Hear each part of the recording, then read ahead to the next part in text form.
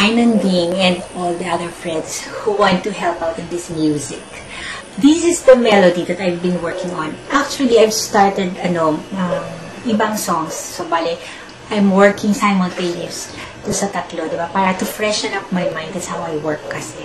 Tapos, medyo natagalan because I also have to take care of the business side.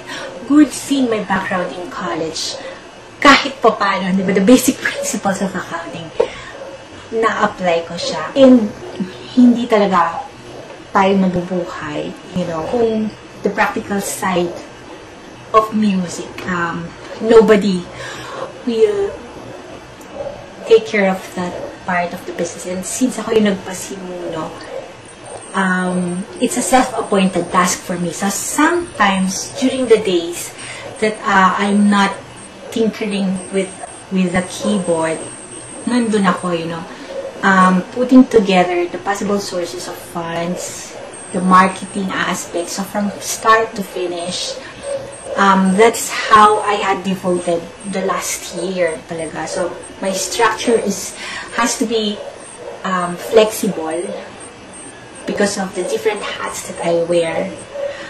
And so, medyo mabagal siya, but slow but sure. I'm working on it. Right now, I'm ready to present yung part lang, yung sinabi ko na kayo nanding sa text ko. This is the melody, the tempo, the rhythm. Something so I can practice and improve on mas maganda. So I started, if I know that I'm going to devote some hours, some time in the, in this new song, in this original song, syempre I have to start by warming up and vocalizing. Re,